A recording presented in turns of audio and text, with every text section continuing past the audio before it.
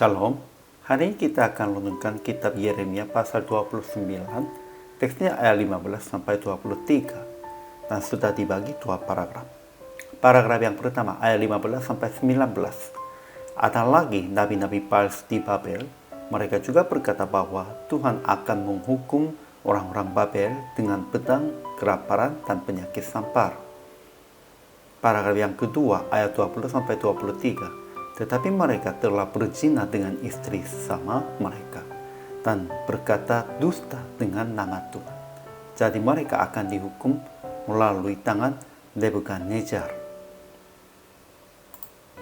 Kesimpulan hari ini, semua orang buangan Babel sungguh perlu pengharapan apapun. Sebab demikian itu, mereka menerima nabi-nabi palsu yang memberi pengharapan yang secepatnya kembali ke Yerusalem. Mereka berkatanya, Tuhan telah membangkitkan nabi-nabi lagi kami di Babel. Tetapi Tuhan berkata bahwa orang Israel tidak mendengar firman melalui nabi-nabi Ia mengutus ulang-ulangnya. Meskipun mereka sedang menerima nabi-nabi palsu, mereka telah berzina dengan istri sesama mereka dan berkata dusta dengan nama Tuhan. Mereka akan dihukum melalui tangan Nebukadnezar, dan mereka akan dijadikan suatu kutuk oleh semua orang buangan dari Yehuda di Babel.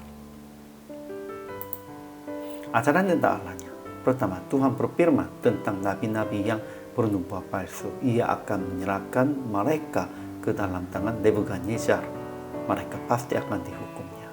Kedua, Tuhan pasti akan menghukum mereka yang menyesatkan umatnya. Memang bagi mereka pun ada dosa-dosa sendiri. Namun daripada apapun, lebih pentingnya mereka menyesatkan umatnya Tuhan. Ajaran tentang manusianya. Pertama, orang-orang dalam pembuangan Babel menerima mereka yang bernubuat tentang bangsa Babel akan dihukum dengan pedang, kelaparan, dan penyakit sampar sebagai nabi yang Tuhan telah membangkitkan. Namun merekanya memang nabi-nabi palsu. Kedua, Ahab bin Kolaya dan Zedekiah bin Maaseya bernubuat palsu kepada orang-orang Yehuda demi nama Tuhan. Tetapi mereka telah berzina dengan istri sesama mereka dan berkata dusta dengan nama Tuhannya juga.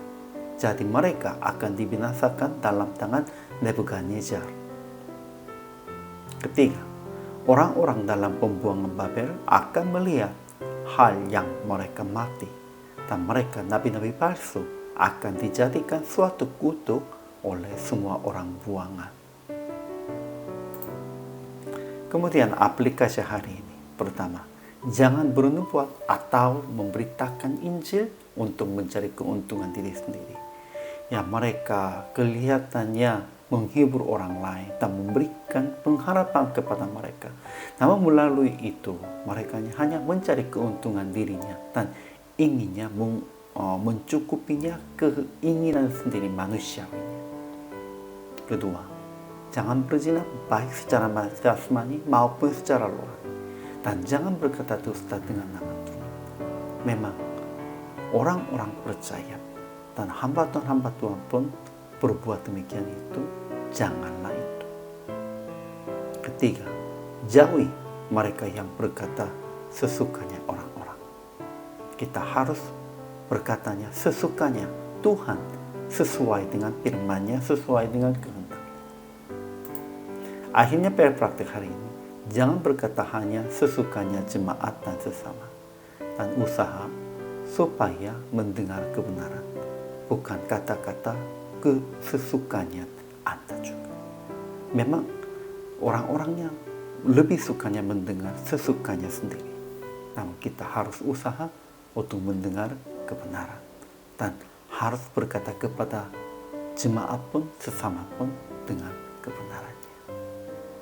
Hari ini juga selama melayani, Tuhan Yesus memberkati.